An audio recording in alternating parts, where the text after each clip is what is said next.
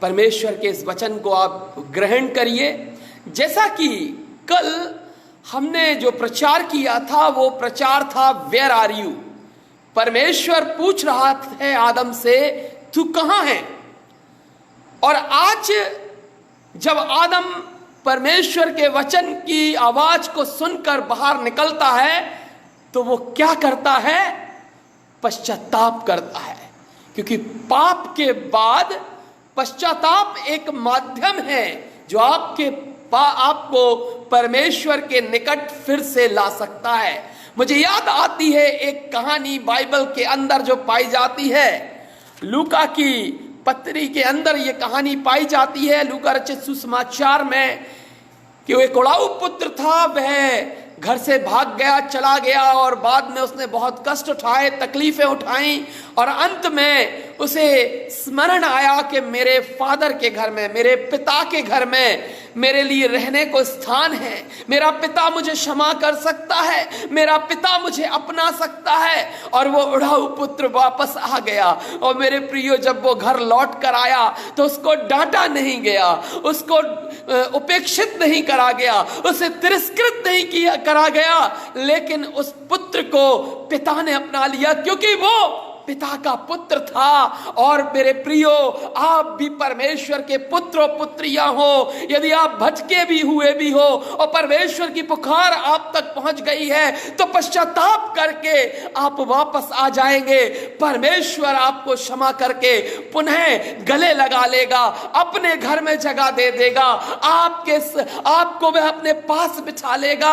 और क्योंकि वो पापा है, वो एक ऐसा पापा है, वो स्वर्गीय पापा है, वो स्वर्गीय पिता है मेरे प्रियो। और स्वर्गीय पिता आपको क्षमा करना जानता है। आप गलती करते हैं, मैं गलती करता हूं, लेकिन जब हमने अपने पापों की, अपने गुनाहों की क्षमा मांगी तो वो परमेश्वर हमें क्षमा करने में विश्वास योग्य और धर्मी है।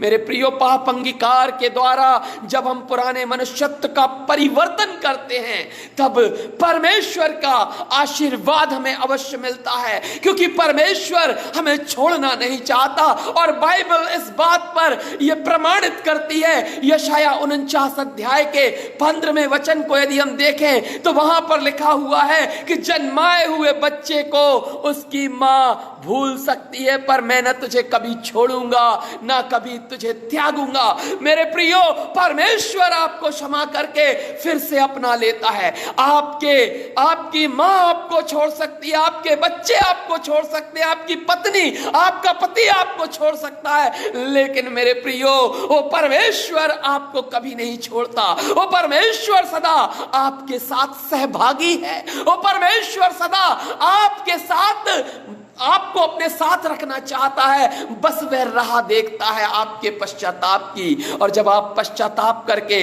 पुराने मनुष्यत्व का परिवर्तन करके एक नए जीवन के साथ प्रभु के सन्मुख आते हैं तो परमेश्वर फिर से आपको क्षमा करके आपको उल्हाना नहीं देता।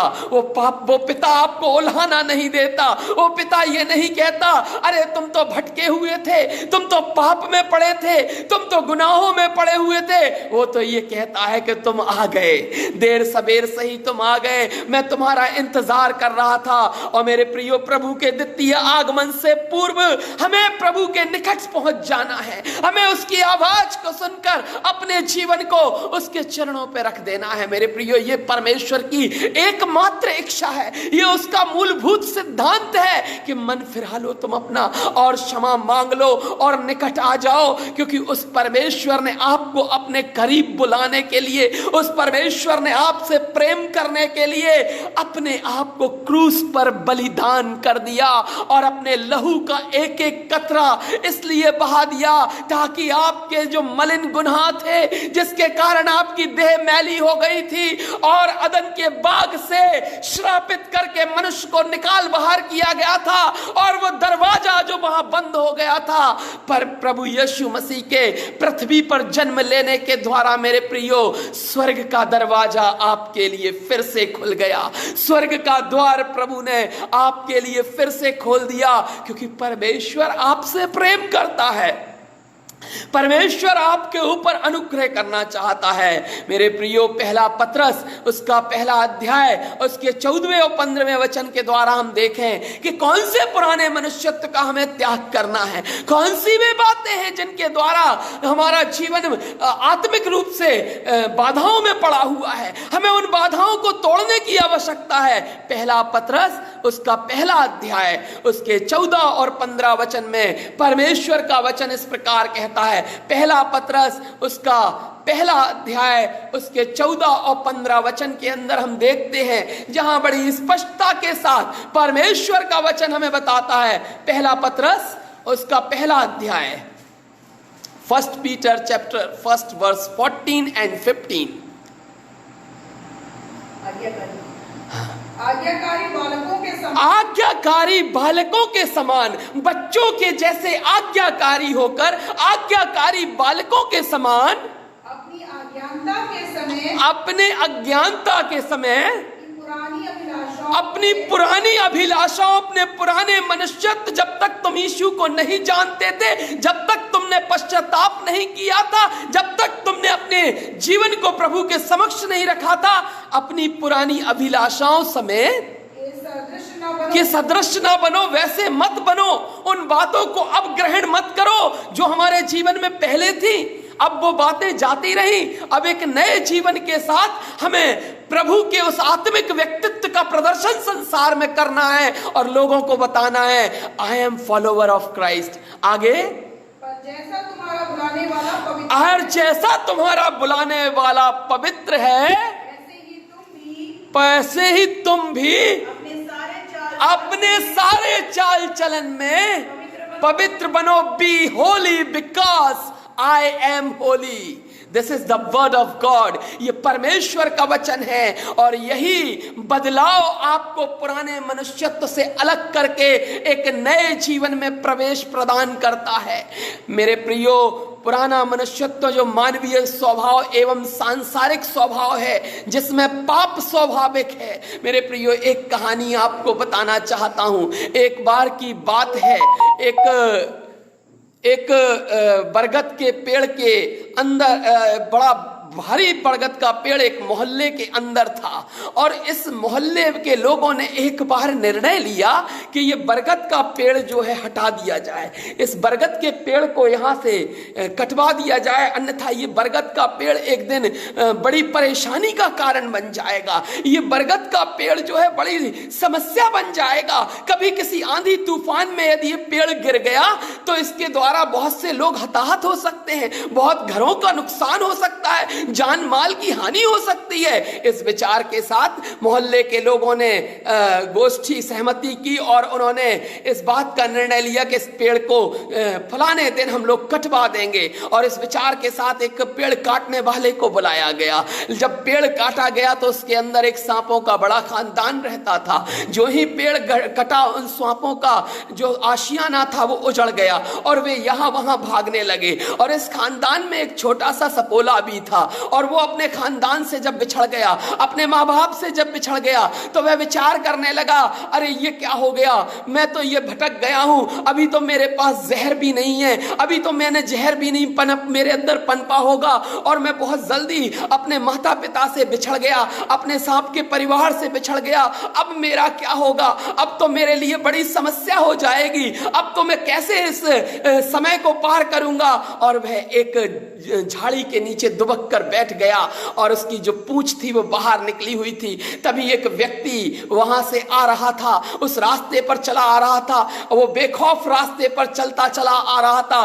तभी उस सर्प के पूंछ पर उसका पैर पड़ गया और जो ही उस आदमी का पैर उस सर्प के पूंछ पर पड़ा, सर्प ने अपने स्वभाव के अनुसार उसको वाइट कर लिया, उसको डस लिया और जैसे ही डसा वो जहर से तड़पने लगा, उसके मुंह से फेन आने लगा क्योंकि वो मरने पर था और सपोला समझ गया कि मुझे जहर मांगने की किसी से जरूरत नहीं है। जहर तो मेरे अंदर स्वतः पाया जाता है, क्योंकि मेरे प्रियो वो उसका अनुवांशिक गुण है। और इसी प्रकार मेरे प्रियो, अदन के बाग में जो पाप हुआ था, उस पाप के द्वारा समूचे संसार के अंदर पाप आ गया।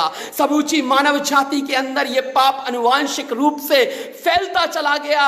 और आज इस पाप से ये सारी सृष्टि, आज ये पाप से सारे पृथ्वी की मानव जाति ग्रसित हो चुकी थी मेरे प्रियो। और परमेश्वर ने इस पापमय संसार को बदलने के लिए, इस पापमय संसार को नवजीवन देने के लिए, इस पापमय संसार को मृत्यु से बचाकर उद्धार का जीवन देने के लिए एक नई योजना तैयार की। और इस योजना के तहत परमेश्वर ने यह विचार किया कि व्यक्ति के लिए अपने पुत्र का बलिदान दिया जाए, ताकि उस लहू के द्वारा सारे लोगों के पाप क्षमा हो सकें। और मेरे प्रियो, स्वाभाविक रूप से इंसान के अंदर पाप पाया जाता है।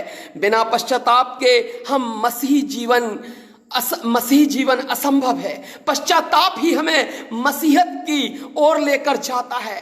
खानदानी मसीहत आपके उद्धार की गारंटी नहीं है। खानदानी मसीहत के आधार पर किसी प्रकार के खानदानी मसीहत का हवाला देकर आप उद्धार को प्राप्त नहीं कर सकते।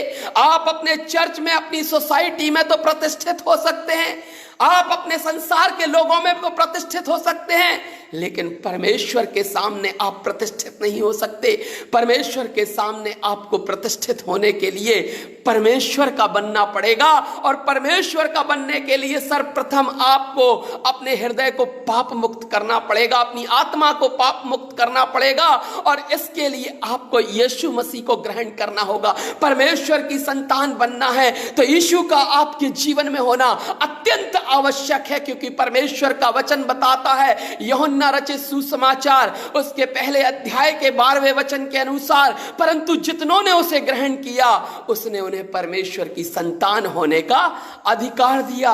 हाँ मेरे प्रियो, परमेश्वर की संतान यदि आप बनना चाहते हैं, उद्धार का जीवन पाना चाहते हैं, तो यीशु को ग्रहण करके आपको खानदानी मसीहत नहीं, लेकिन न्यू बॉर्न मसीहत की जरूरत है, बॉर्न अगेन क्रिश्चियनिटी की जरूरत है। और जब वो मसीहत आपको मिल जाती है तो उसके द्वारा आप एक नए व्यक्ति बन जाते हैं। मेरे प्रियो, ये खानदानी मसीहत के आधार पर, इन रस्मों रवायतों के आधार पर, इन रिवाजों के आधार पर, इन रिवाजों का ढोल पीटने के आधार पर आप अपना वर्चस्व तो बना सकते हैं, लेकिन स्वर्ग में प्रतिष्ठित नहीं हो सकते, यीशु को प्रसन्न नहीं कर सकते। क्योंकि वचन बताता है यशाया 64 अध्याय के 6वें वचन के अनुसार कि तुम्हारे धर्म के काम मैले चिथड़ों के समान हैं। यदि धर्म के कामों के आधार पर तुम समझते हो कि हम एक बड़ी मसीहत का हवाला देते हैं, हम एक बड़ी मसीहत का दावा करते हैं, तो वह गलत है मेरे प्रियो। क्योंकि आपको पश्चाताप ही करना पड़ेगा। आप कितनी पीढ़ी के क्रिश्चियन क्यों ना हो, लेकिन आपको यीशु प्रभु को ग्रहण करके अपने पापों का पश्चाताप करना होगा। मत्ती रचित सुसमाचार 4 अध्याय के 17वें वचन में परमेश्वर का कलाम यीशु मसीह के मुख से पवित्र वचनों के आधार पर कहता है, मन फिराओ क्योंकि स्वर्ग का राज्य निकट आया है। प्रभु यीशु मसीह आपको मन फिराने की सलाह देते हैं। प्रभु यीशु मसीह यह नहीं कहते हैं कि आपके खानदान के कितने लोग बिशप, पास्टर और लीडर थे, कितने लोग डायसिस में प्रतिष्ठित पदों के ऊपर थे, कितने लोग कॉन्फ्रेंस में प्रतिष्ठित पदों के ऊपर थे।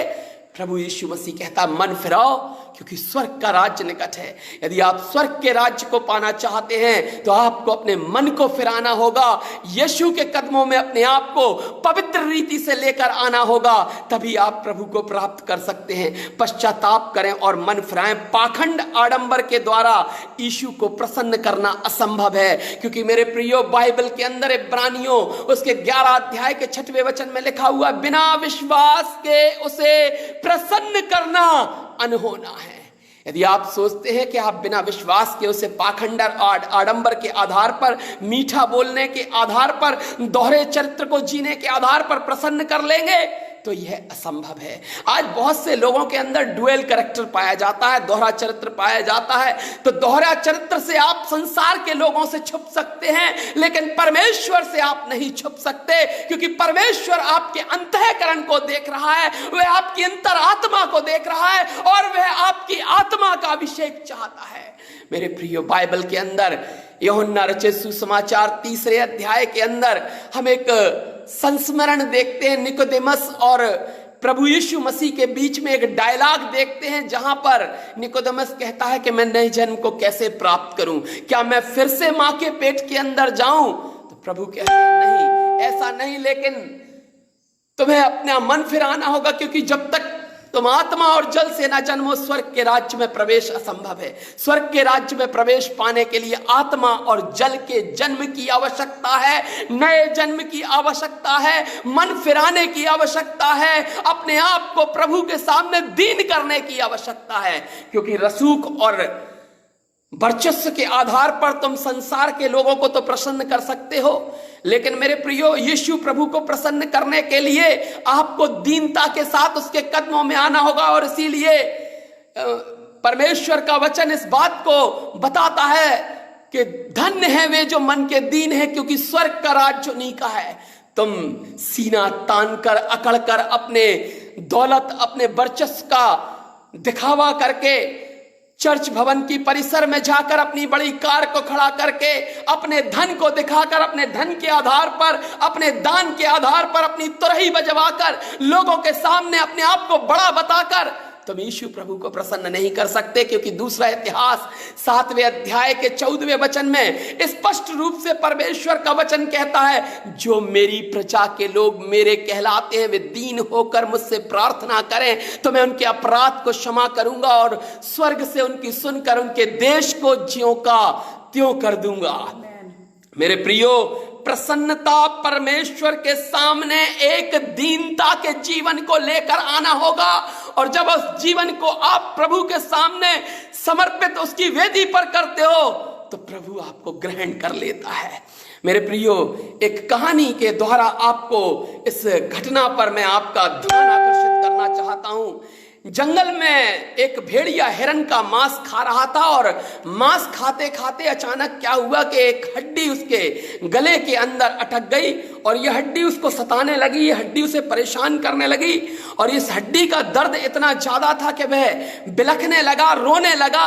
उस भेड़िए को बड़ी परेशानी होने लगी, उसके गले में असहनीय दर्द हो रहा था। वह गले के उस दर्द की पीड़ा के कारण इधर उधर विचलित होकर घूमने लगा। तभी उसके सांस में सांस आई, उसे अपना जीवन एक सारस में दिखाई दिया। एक सारस वहां पर बैठा हुआ था। उसने जाकर सारस से एक निवेदन किया कि भाई सारस, मेरे गले में हड्डी अटक गई हो तो अपनी लंबी चोंच डाल कर यदि उस हड्डी को निकाल दो तो मैं तुम्हारा जीवन भर ऋणी रहूंगा, क्योंकि मैं मरने पर हूं, मेरी मृत्यु हो जाएगी यदि ये हड्डी जल्दी से जल्दी नहीं निकाली गई। सारस ने सोचा ठीक है, कोई बात नहीं। बोले आप मुझे क्या देंगे? बोले जो कुछ भी तुम मांगोगे। तुम तो अब मेरे मित्र हो गए हो, तुम तो मेरे हो गए हो, तुम्हारे साथ मेरा एक अच्छा संबंध बन गया है और मैं चाहता हूं तुम इस हड्डी को मेरे गले से निकाल दो। सारस ने उसके अंदर अपनी चोंच डालकर तत्काल उस गले से हड्डी को, उस कांटे को निकाल दिया और उसकी जान में जान आ गई। और सारस कहने लगा बताओ तुम मुझे क्या दोगे? भेड़िए ने अपनी आंखें लाल की और कहा बस यहां से भाग जाओ, तुम्हें जान तुम्हारी बख्श देता हूं। मेरे प्रियो, खल जनों का विश्वास नहीं किया जाता और खल जन धार्मिकता में भी पाए जाते हैं। तमाम प्रकार का आडंबर ओढ़कर, बहरूपिया रूप रखकर खल आपके बीच में खड़े हो सकते हैं, लेकिन जो प्रभु का जन होता है वो दीनता से भरा होता है। और इसलिए याकूब की पत्री के अंदर परमेश्वर का वचन कहता है तुम प्रभु के सामने दीन बनो तो वो तुम्हें शिरोमणि बनाएगा।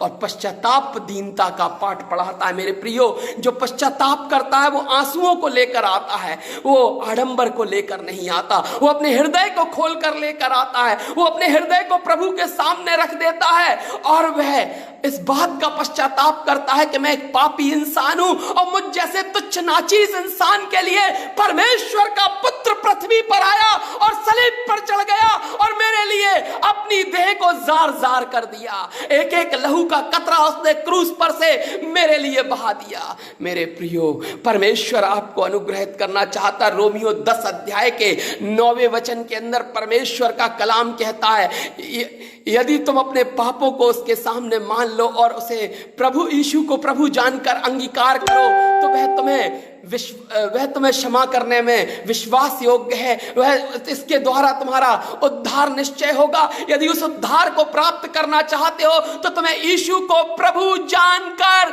अंगीकार करना होगा। यीशु को प्रभु मानकर अपने जीवन में पश्चाताप करके उसके समक्ष अपने आप को सौंपना होगा। और जब तुम प्रभु को अपने आप को सौंप देते हो, जब प्रभु के सामने तुम अपने आप को रख देते हो, तो प्रभु यीशु मसीह तुम्हें स्वीकार कर लेता है। हमें हृदय परिवर्तन का अवसर मसीह की ओर से मिलता है। मेरे प्रियो, यह अवसर हमें प्राप्त हुआ है और इस अवसर को हमें अपने जीवन से मिस नहीं होने देना है, क्योंकि जीवन में मेरे प्रियो कल हो ना हो, आज का दिन तुम्हारा है। आज का दिन यहोवा ने बनाया है। आज तुम्हारे हृदय में स्पंदन है, आज तुम्हें सांसें मिली हुई हैं और तुम्हें चाहिए कि यीशु मसीह के सामने जाकर अपने जीवन में पश्चाताप करके प्रभु यीशु मसीह को उद्धारकर्ता ग्रहण करके अपने मन को फिराने की जरूरत है, अपने आप को बदलने की जरूरत है। यदि तुम अपने पिछले जीवन में उलझे हुए हो और तुम अपनी पिछली बुराइयों में उलझे हुए हो, मेरे प्रियो, क्रोध का स्वभाव मेरे अंदर पाया जाता था, बहुत से व्यसन मेरे अंदर पाए जाते थे, बहुत सी बुराइयां मेरे अंदर पाई जाती थी, बुत परस्ती में जीवन उलझा हुआ था, तमाम प्रकार के अंधकार से मैं अपने जीवन को गुजरते हुए देख रहा था। और उस अंधकारमय जीवन में जब यीशु मसीह प्रकट हुए तो एक रोशनी आई और उस रोशनी के द्वारा प्रभु ने मुझे ज्योति की संतान के रूप में आश्वस्त कर दिया कि तुम ज्योति की संतान बन गए हो, क्योंकि मैंने यीशु प्रभु को उद्धारकर्ता के रूप में ग्रहण कर लिया। मैंने उन तमाम प्रकार की सांसारिक चुनौतियों का सामना करते हुए हर एक सांसारिक बात का इनकार करके यीशु मसीह का इजहार कर दिया। यीशु मसीह को अपने जीवन में सर्वप्रथम स्थान देकर, यीशु के चरणों में अपना माथा टिकाकर अपने जीवन में यीशु को बना लिया। और इसीलिए यीशु ने मुझसे प्यार किया। मेरे प्रियो, मैंने इस बात को जान लिया और पश्चाताप के रास्ते प्रभु यीशु मसीह ने गुनाहों से भरे हुए मेरे जीवन को भी अपना लिया, क्योंकि वो हमें स्वीकार करने के लिए तैयार है। वो छिदी बाहां पसारे हमारा आह्वान करता रहता है। पहला पतरस उसके पहले अध्याय के 18-19 वचन के अंदर यदि हम देखें तो वहां पर हम एक परिवर्तन पाते हैं। निकम्मे चाल चलन का हमें तिलांजलि देकर उस प्रभु के निकट आना होगा और परमेश्वर के साथ अपने जीवन को बिताना होगा। बाइबल के अंदर प्रभु इस बात को बताता है मेरे प्रियो, लेकिन परमेश्वर के साथ हम जब चल रहे हैं तो हमें तमाम प्रकार के संसारिक अंधकारमय चुनौतियां शैतान की ओर से सामने आएंगी और उन चुनौतियों में खड़े होकर हमें कहना है कि मैं यीशु मसीह को जानता हूं और यीशु मसीह मेरा उद्धार करता है, यीशु मसीह मेरा संबल है, यीशु मसीह मेरा अनुग्रह है, यीशु मसीह मेरा प्यार है, यीशु मसीह का मैं इनकार नहीं कर सकता। और मेरे प्रियो, फिर देखिएगा कि आपके जीवन में किस प्रकार बाइबल का वो कलाम पूरा होता है। व्यवस्था विवरण 31 अध्याय के 8वें वचन के अनुसार परमेश्वर का वचन कहता है, मैं तेरे आगे आगे चलने वाला तेरा परमेश्वर यहोवा हूं, मैं न तुझे धोखा दूंगा न छोड़ दूंगा, इसलिए मत डर, तेरा मन कच्चा ना हो। आप विश्वास का क्रूस लेकर अपने जीवन में चलते रहिए और इस बात को स्मरण रखिए कि प्रभु का वचन कहता है यहोशू से कि जहां जहां तू जाएगा तेरा परमेश्वर यहोवा तेरे संग रहेगा। मेरे प्रियो, वो हमेशा हमारा साथ रहता है। वो अदृश्य रूप में, पवित्र आत्मा के रूप में वो हमारे साथ रहता है और चुनौतियां अंतिम क्षण तक हमारे सामने खड़ी रहती हैं। शैतान के बैरिकेटर लगे रहते हैं, लेकिन हमें प्रार्थना के साथ उन्हें तोड़ देना है और दीनता के साथ हमें प्रभु की राह, प्रभु के बाट को जोते रहना है और अपने आप को प्रभु के हाथों में सौंप के रखना है खास वो शख्स। इन पंक्तियों के साथ आपका उत्साह वर्धन करना चाहता हूं और अपेक्षा करता हूं कि दबा के लाइक दीजिएगा। बहुत लोग कम आ रहे हैं, मैं निवेदन करता हूं कि लोग आएं, आप वॉच पार्टी करिए, शेयर करिए ताकि और लोग इकट्ठे हों। है खास वो शख्स जो यीशु के साथ चलता है खास वो शख्स जो यीशु के साथ चलता है। लगा चिन्ह सलीब का मस्तक पे मसीह के बलिदान को नमन करता है, लगा चिन्ह सलीब का मस्तक पे मसीह के बलिदान को नमन करता है। समंदर रास्ता देते हैं, पर्वत शीश झुका देते हैं। समंदर रास्ता देते हैं, पर्वत शीश झुकाते हैं जिनके दिल में यीशु बसता है। समंदर रास्ता देते हैं, पर्वत शीश झुका देते हैं जिनके दिल में यीशु बसता है, बस ईमान के साथ यीशु विश्वास की अपेक्षा करता है। जब भी पुकारो पवित्र आत्मा की सूरत में दिखाई देता है। दुनिया भी मांग लो यीशु के नाम से। मेरे प्रियो, कुछ नहीं था मेरे पास, एक मोटरसाइकिल बड़ी मुश्किल में मिली थी, उसके बाद साइकिल से मोटरसाइकिल पे और उसके बाद ऑटो में, और उसके बाद तमाम करते हुए अपनी सेवा में मैं आगे बढ़ता रहा। बस मुझे यह विश्वास था कि मेरा प्रभु मेरे साथ है। कुछ नहीं था, लेकिन आज प्रभु के अनुग्रह से जो आवश्यक है वो है, जो प्राप्त है वही पर्याप्त है। और मैं परमेश्वर में प्रसन्न हूं इस बात के लिए कि प्रभु मेरे साथ है। दुनिया भी मांग लो यीशु के नाम से, अवश्य परमेश्वर देता है। दुनिया भी मांग लो यीशु के नाम से, अवश्य परमेश्वर देता है। बहाया था खुद के खून का दरिया मनुष्य के पाप के लिए, बहाया था खुद के खून का दरिया मनुष्य के पाप के लिए। कर पश्चाताप करो स्नान, कर पश्चाताप करो स्नान यीशु के रक्तम नदिया में। हर पाप क्षमा कर वो नवजीवन देकर नई सृष्टि बना देता है खास वो शख्स जो यीशु के साथ चलता है। मेरे प्रियो, बस आप यीशु मसीह के साथ चलते रहिए, पाखंड आडंबर के द्वारा नहीं, विश्वास के द्वारा, अपने जीवन में प्रभु यीशु मसीह को प्रथम स्थान देने के द्वारा। क्योंकि मेरे प्रियो, प्रभु में किया गया कोई परिश्रम व्यर्थ नहीं जाता, प्रभु में किया गया कोई परिश्रम गलत नहीं है। आज हम जानते हैं कि हम लोग ऑनलाइन सर्विसेज दे रहे हैं, कितने लोग इसे देख रहे हैं, कितने लोग नहीं देख रहे, कितने लोग इसको लाइक करेंगे नहीं करेंगे, हमें कोई परवाह नहीं, क्योंकि हमें प्रभु यीशु मसीह के वचन को लोगों तक पहुंचाना है। हमें उस एक भेड़ के लिए परमेश्वर के वचन को पहुंचाना है जो खोई हुई है, जो बाहर खड़ी है, जो प्रभु की बारागाह में आना नहीं चाहती। हमें उस प्रभु की बारागाह में उस भेड़ को लेकर आना है। और मेरे प्रियो, इसलिए हम परमेश्वर के वचन को निरंतर सुनाते हैं। एक बार की एक घटना में आपको बताना चाहूंगा। एक रोज की बात है कि एक समय में एक विलियम थियोडोर नाम के एक बड़े प्रचारक थे और वे प्रार्थना योद्धा थे। और उनको एक बार दर्शन मिला कि वे परमेश्वर के वचन को प्रचार करें, लेकिन वे परमेश्वर के वचन को बोलना नहीं जानते थे। वे प्रार्थना योद्धा तो थे, वे बड़े अच्छे काम करने वाले व्यक्ति थे, प्रभु का काम बहुत जोरों पर कर रहे थे, लेकिन उनको प्रचार करना नहीं आता था। उन्होंने अपनी प्रचार की शैली को बढ़ाने के लिए, उन्होंने अपने प्रचार की शैली को अच्छा करने के लिए प्रैक्टिस करना शुरू करा। उनने विचार किया कि मैं प्रैक्टिस के लिए कोई ऐसा स्थान खोज लेता हूं जहां पर जाकर मैं परमेश्वर के वचन का प्रचार करूंगा और मैं सीखूंगा और मैं फ्रीक्वेंसी को बढ़ाऊंगा और धीरे धीरे मैं एक प्रचारक बन जाऊंगा। मेरे प्रियो, एक खंडर में जाकर उन्होंने इस कार्य को करना आरंभ कर दिया। धीरे धीरे करके वे रोज जाते वहां पर परमेश्वर के वचन का प्रचार उन दीवारों के सामने करते, क्योंकि वहां कोई सुनने वाला नहीं होता था। वे विचार ये करते थे कि मैं बहुत अच्छे से प्रचार करूंगा, मैं बहुत तरीके से प्रचार करूंगा और इस प्रचार करने के द्वारा मैं धीरे धीरे प्रैक्टिस करने के द्वारा, अभ्यास करने के द्वारा एक अच्छा प्रीचर बन जाऊंगा। और हुआ भी यूं ही, वे अच्छे प्रीचर बन गए, अच्छे राइटर बन गए। और एक बार उन्हें एक सेमिनरी में एक किताब का विमोचन करने के लिए जाने का अवसर मिला और वे वहां पर पहुंचे और वहां पर जाकर उन्होंने इस किताब के विमोचन के समय अपना व्याख्यान दिया। और उसके बाद एक बालक, एक जो सेमिनरी में लड़का पढ़ रहा था, उस लड़के ने आकर अपनी गवाही सुनाने की चेष्टा व्यक्त की, इच्छा व्यक्त की। और उसकी गवाही जब चल रही थी तो उसने कहा, मैं आज ये सर जो यहाँ पर आए हैं व्याख्यान दे रहे हैं, आज ये जो वचन प्रचार कर रहे हैं, इन्हीं के द्वारा मैं बचाया गया।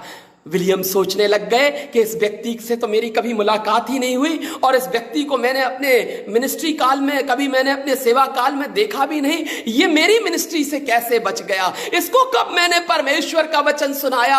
इसका जीवन कैसे परिवर्तित हो गया? उन्होंने इच्छा व्यक्त की कि मैं तुम्हारी इस बात को जानना चाहता हूं कि कैसे तुम मुझसे मिले और कब मेरे द्वारा ये घटना घटित हुई, कब तुमने ऐसा कौन सा वचन मेरा सुना?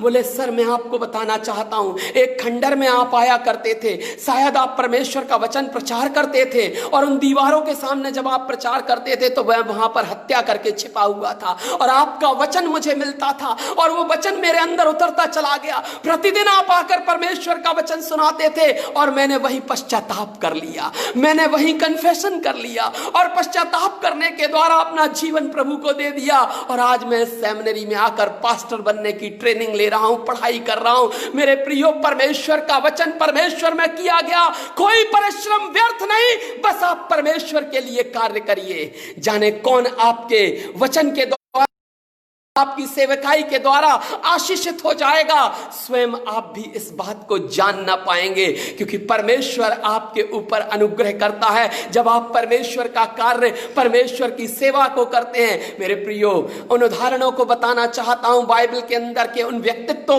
के ऊपर एक प्रकाशित दृष्टि डालना चाहता हूं जिनका जीवन बचा। मेरे प्रियो, सर्वप्रथम हम जक्कई की बात करें। चुंगी लाने वाला व्यक्ति था, बहुत भ्रष्टाचार के द्वारा धन कमाया था, लेकिन जब यीशु को देखने की इच्छा व्यक्त की, यीशु को देखने की लगन उसके अंदर जागी, वह गूलर के पेड़ पे चढ़ा, उसने प्रभु को देख लिया, प्रभु की आंखें मिल गई और उद्धार उसके जीवन पर आ गया। मेरे प्रियो, उसका जीवन परिवर्तित हो गया और वचन यह भी बताता है कि वह कहता है, मैंने अपनी सारी संपत्ति का बेचकर कंगालों को दे दी और जिससे जो लिया था उसका दुगना दे दिया। और इसके बाद भी प्रभु, मैं कहता हूं, मुझे क्षमा कर, मेरे पाप क्षमा कर, मेरे पाप क्षमा कर। और मेरे प्रियो, जक्कई परमेश्वर के वचन के अंदर एक अमर किरदार बन गया, क्योंकि उसने यीशु मसीह को प्राप्त किया पश्चाताप के रास्ते। मेरे प्रियो, एक व्यक्ति था शाऊल। हम देखते स्तिफनुस का जब पत्थरवाह किया जा रहा था तो शाऊल के कदमों के पास उन सारे लोगों के कपड़े पड़े हुए थे। उसकी इच्छा उस स्तिफनुस की हत्या में पूरी तरह से थी। और मेरे प्रियो, ये शाऊल एक दिन मसीहों के विरुद्ध एक परिषद जो बैठने वाली थी, उस परिषद में कुछ आदेश मिलने वाला था, जाने कितने मसीहों को मारा जाना था। उस आदेश को लेकर चल पड़ा और राहे दमिश्क में जब वह जा रहा था तो उसकी मुलाकात यीशु मसीह से हो गई और यीशु ने कहा, हे शाऊल, तू मुझे क्यों सताता है? क्योंकि याद रखिए, आपको सताया जा रहा है, यीशु सताया जा रहा है, आप नहीं सताए जा रहे हैं। आप पश्चाताप करके प्रभु यीशु मसीह के कदमों पर बैठ गए। आपके ऊपर जब भी वार होगा, वो वार आपके ऊपर नहीं होगा, लेकिन यीशु प्रभु के ऊपर होगा। और यीशु प्रभु शाऊल से कहेगा कि हे शाऊल, तू मुझे क्यों सताता है? मैं तो तुझे नहीं जानता। और यीशु प्रभु से उसकी मुलाकात होती है, उसके ऊपर वो अंधकार छा जाता है जिससे वो गलत दुनिया को देखता था, और जब उसकी आंखें खुलती हैं तो वह एक नवजीवन को देखता है कि राहे दमिश्क में चलते हुए शाऊल को यीशु मिल गया था, कि राहे दमिश्क में चलते हुए शाऊल को यीशु मिल गया था। और मिलते ही यीशु से उसका जीवन बदल गया था और जीवन बदलते ही वह शाऊल से पौलुस बन गया था। और मेरे प्रियो, ये कलीसियाओं को मिटाने वाला अब कलीसियाओं को बनाने वाला बन गया था, कलीसियाओं को मिटाने वाला अब कलीसियाओं को बनाने वाला बन गया था। कत्ल कई आदेश पर कराए अब लोगों को जीवन देने वाला बन गया था, कि राहे दमिश्क में चलते हुए शाऊल को यीशु मिल गया था। मेरे प्रियो, हो सकता है ऑनलाइन के रास्ते, कभी आपके चर्च के रास्ते, कभी आप किसी वचन कन्वेंशन के रास्ते, कौन सा मार्ग आपके लिए राहे दमिश्क बन जाएगा, तो आपका परिवर्तन अवश्य होगा, क्योंकि परिवर्तन के साथ यीशु का प्रगटीकरण होगा। परिवर्तन बिना यीशु का प्रगटीकरण आपके जीवन में असंभव है। और वह दिखावे की मसीहत यदि लेकर आप चल रहे हैं, उस पाखंड को यदि आप लेकर जी रहे हैं, वह पाखंड आपके लिए कुछ चंद लोगों के बीच में सम्मान का कारण हो सकता है, लेकिन प्रभु की दृष्टि में तो सम्मान तभी होगा जब आप अपने हृदय को फाड़ दोगे। और पौलुस लिखता है रोमियो 12 अध्याय के पहले वचन में कि हे भाइयों, में परमेश्वर की दया स्मरण दिलाकर, कौन सी दया? क्रूसिफिक्शन की दया। इससे बड़ी और क्या दया हो सकती है कि मरते हुए मानव को परमेश्वर ने अपने पुत्र के बलिदान के द्वारा सुरक्षित कर लिया।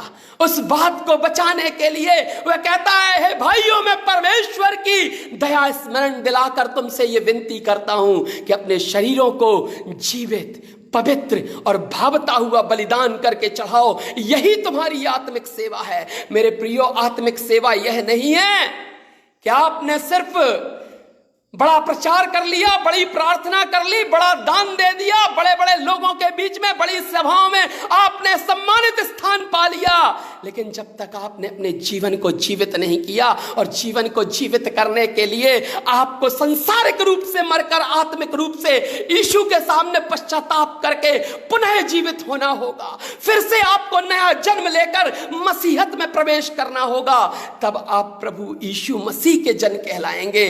तब तक आप प्रभु यीशु मसीह के जन नहीं हो सकते, क्योंकि उद्धार का कारक यीशु है। मेरे प्रियो, परमेश्वर का वचन हमें बार बार इस बात के लिए चेतावनी देता है, और आज हमने नहम्याह उसके 9 अध्याय के अंदर 1 से 3 वचन के अंदर इसी बात को पढ़ा कि वे बार बार पश्चाताप कर रहे थे, टाट ओढ़ रहे थे, वे अपने वस्त्र फाड़ रहे थे और पश्चाताप कर रहे थे। पश्चाताप के बिना आप परमेश्वर की महिमा नहीं कर सकते। याकूब उसके 5वें अध्याय के 16वें वचन में हम देखते हैं कि तुम एक दूसरे के सामने अपने पापों को मान लो और प्रार्थना करते रहो। मेरे प्रियो, जब तक आप अपने पापों को नहीं मानोगे, जब तक आप अपने पापों का पश्चाताप नहीं करोगे। एक बार मैं प्रचार कर रहा था एक कन्वेंशन में, तो एक मसीह भाई आया, बोले हम पापी नहीं है, हम तो क्रिश्चियन हैं, हमारे अंदर पाप नहीं है।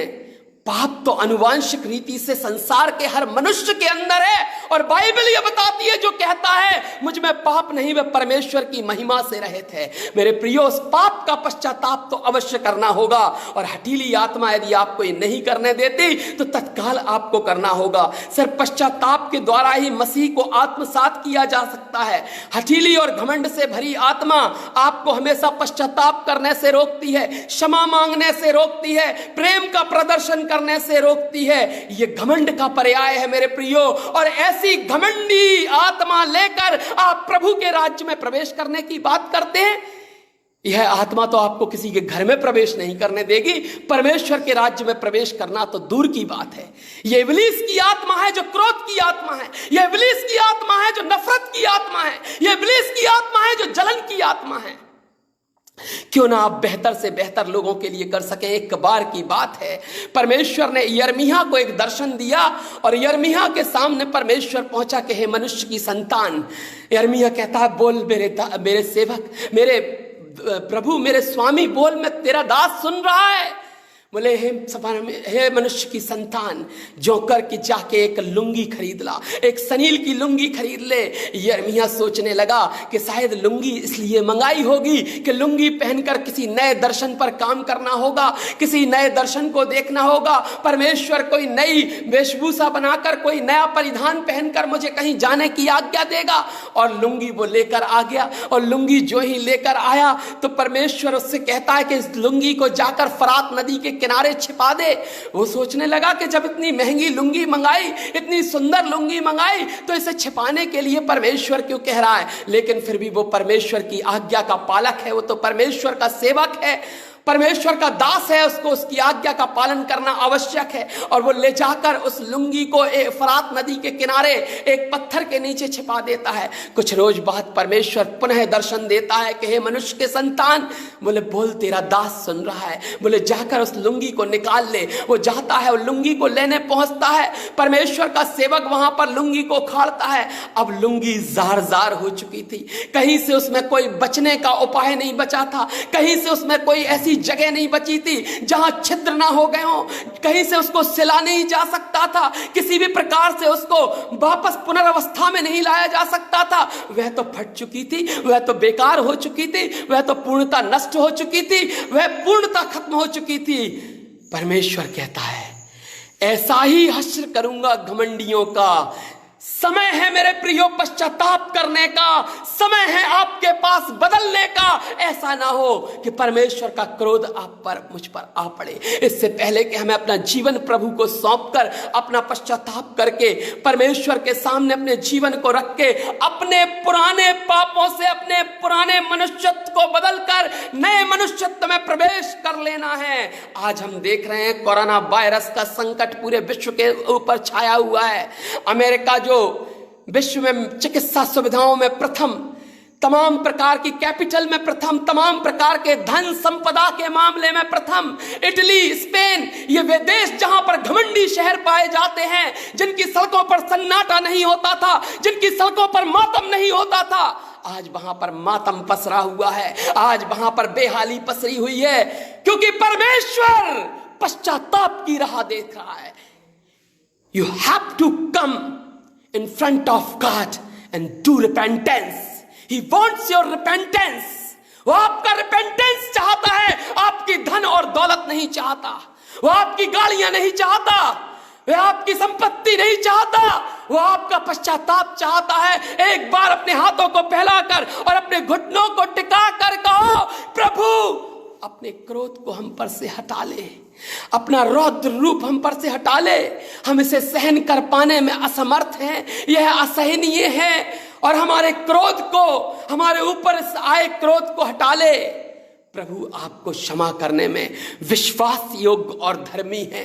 पहला यूहन्ना पहला अध्याय उसके 9वें वचन में ऐसा लिखा हुआ। आज मेरे प्रियो, तमाम संसार के अंदर जो परेशानियां हैं, ऐसी महामारी आज चारों तरफ फैली हुई है, ऐसा अदृश्य शत्रु शैतान के रूप में हमारे चारों तरफ खड़ा है कि हमें पता नहीं कि कल हो ना हो।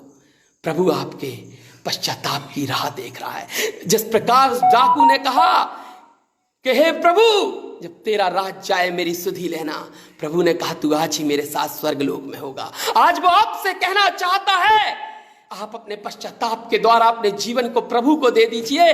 प्रभु आपको सामर्थी रूप से अपने आलिंगन में लेकर आपको स्वर्ग के द्वार के द्वारा फिर से प्रवेश देना चाहता है। वह पुकार रहा है कि तू कहां है, और आपसे पश्चाताप की गुहार करता है, पश्चाताप की अपेक्षा करता है। और जरूर आप ऐसा करेंगे। आज की रात अपने जीवन को जांचिए, यदि नहीं किया तो कल सुबह नए जीवन को लेकर आप पुनः उठिए और धन्यवाद देकर कीजिए, प्रभु मैं पश्चाताप करता हूं, मैं अपना पश्चाताप करता हूं, मैं पापी इंसान हूं और मुझे प्रभु यीशु मसीह आपके लहू की जरूरत है, क्योंकि मैं धुलना चाहता हूं, बदलना चाहता हूं। प्रभु आपको बदलने के लिए तैयार है। आइए हम प्रार्थना करें और इस सामर्थी प्रार्थना में आप हमारे साथ आए। आज प्रभु आपको छू रहा है, आज प्रभु आपसे बातें कर रहा है, प्रभु आपको बुलाकर आपसे पश्चाताप कराना चाहता है, और वह चाहता है कि आप उसके आगे अपने जीवन को रख दें। Thank you Jesus, thank you Jesus, thank you Jesus, thank you Jesus. Glory to almighty God Jesus. Thank you Jesus. वो प्रभु है, हर एक घुटना झुकेगा, हर जुबान गाएगी कि यीशु मेरा प्रभु है, वो प्रभु है, वो प्रभु है। जी उठा वो मुर्दों से, वो प्रभु है। हर एक घुटना झुकेगा, हर जुबान गाएगी कि यीशु मेरा प्रभु है। He is Lord, He is Lord. He has risen from the dead and He is my Lord. Every knee shall bow, every tongue confess that Jesus Christ is my Lord. हमारे जीवित परमेश्वर, अनुग्रहकारी पिता, प्रभु हम आपका धन्यवाद देते हैं समय के लिए, धन्यवाद देते हैं प्रभु आपकी आशीषों के लिए, धन्यवाद देते हैं प्रभु आपके सामर्थी वचन के लिए जो पश्चाताप के कॉलिंग के साथ आपने लोगों तक पहुंचाया है। और प्रभु अब ये वचन शेयर होगा, लोगों तक पहुंचेगा, जो लोग आशीषित हुए वे आशीष पाएं, और प्रभु जिन तक पहुंचता है वे भी आशीषित होने पाएं। प्यारे परमेश्वर हम प्रार्थना करते हैं प्रभु, हम प्रार्थना करते हैं समय तमाम उन फाइनेंशियल सर्कमस्टांसेस के लिए जो लॉकडाउन के चलते हमारे सामने हैं, और हम विश्वास के साथ अपने हाथों को आपकी ओर उठाए हुए हैं। प्यारे परमेश्वर हम प्रार्थना करते हैं कि प्रभु आप लोगों के मनों को तैयार करें, और हमारी सेवकाई पर, हमारी मिनिस्ट्री पर प्रभु हम आपका आशीर्वाद मांगते हैं। प्यारे परमेश्वर प्रभु हम मनुष्यों के सामने नहीं जाते, क्योंकि आपका वचन यिर्मयाह 17:5 के अनुसार कहता है, हाय उस पुरुष पर जो मनुष्य पर भरोसा रखता है। हाँ प्यारे परमेश्वर हम आप पर भरोसा रखते हैं, क्योंकि आप हमारे सामर्थी परमेश्वर हैं। प्रभु हम धन्यवाद देते हैं अपने पत्नी बच्चों समेत प्रभु जी आपका शुक्रिया अदा करते हैं। इस कन्वेंशन के लिए धन्यवाद देते हैं जो हमने ऑर्गेनाइज की बुंदेलखंड इवेंजलिकल चर्च के तत्वाधान में। प्रभु होने दे के लोगों तक ये वचन पहुंचे और वे आशीर्वाद को पाएं। आज जो लोग बैठे हुए हैं, यदि आप में से कोई बीमार है, अपने उस स्थान पर हाथ रख लीजिए जहां आपको बीमारी है। और यदि आपका कोई रिश्तेदार है, आपका कोई घर का व्यक्ति है, वो बीमारी में है, आप उसका नाम स्मरण करिए। आज प्रभु आपको पश्चाताप के द्वारा चंगाई देने जा रहा है। You are going to be heal in the name of Jesus. प्रभु आपको चंगाई बख्शने जा रहा है। प्रभु आपको सामर्थ देने जा रहा है। प्रभु आपको पवित्र आत्मा से भरने जा रहा है।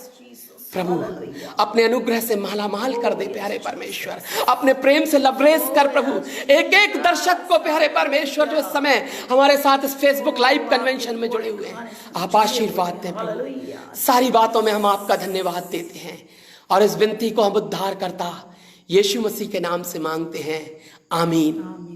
अब हमारे प्रभु यीशु मसीह का अनुग्रह, परमेश्वर पिता का प्रेम, पवित्र आत्मा की संगति और सहभागिता हम सब के साथ उसके द्वितीय आगमन तक और आप सभी विश्वासियों के साथ हमेशा तक बनी रहे। आमीन आमीन आमीन। माय डियर फ्रेंड्स, प्रभु आपको बहुत आशीष दे। इन 2 दिनों में हमने आपके साथ परमेश्वर के वचन की जो सेवा दी है उसके द्वारा आप आशीषित हुए हैं। आप अपनी प्रार्थनाओं में हमारी सेवाओं को याद रखें और रविवार को फिर से हम लोग 10:30 बजे लाइव मैसेज के साथ मिलेंगे। प्रभु आपको बहुत आशीष दे। God bless you all.